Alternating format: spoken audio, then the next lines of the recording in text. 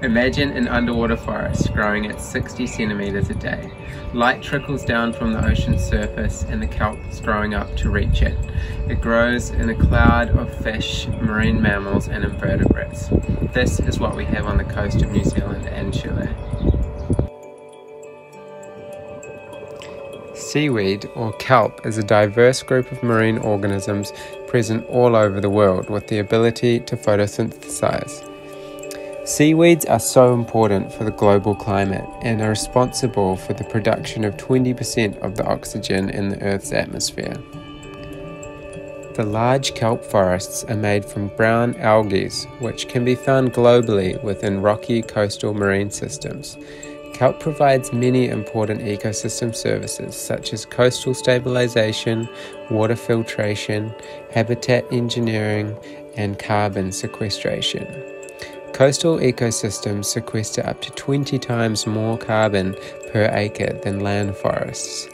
This blue carbon is helping to regulate the climate and has huge potential to help us draw down carbon to reach our reduction goals.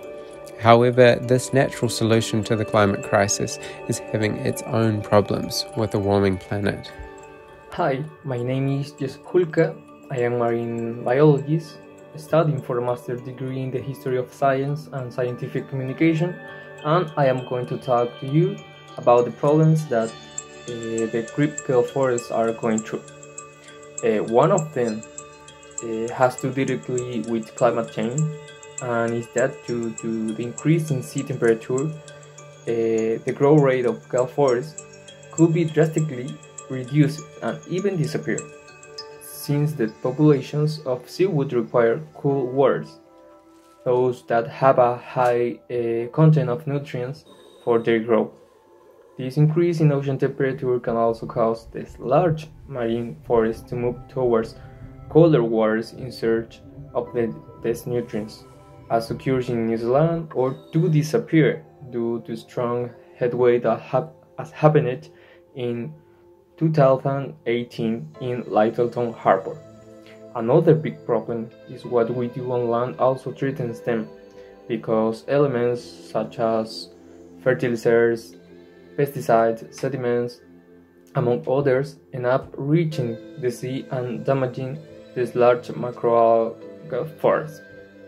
Last but not least, there is overfishing and the loss of predators that regulate marine ecosystems, which can lead to greater growing populations of herbivores that feed precisely on the kelp forests, which can destroy these ecosystems if there is not control over them.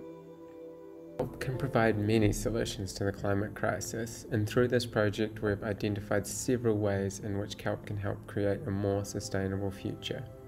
Firstly, blue carbon. We connected with the New Zealand National Science Challenge Sustainable Seas, who have been looking at ways in which kelp can be admitted to the emissions trading scheme or verified through a third party. Zealand and Chile have water space to start growing kelp in aquaculture and start a new industry for blue carbon. As well as growing more kelp, we must protect our current seaweed stocks on the coastlines. Fisheries New Zealand and the Department of Conservation have proposed a kelp protection area along the Otago coast.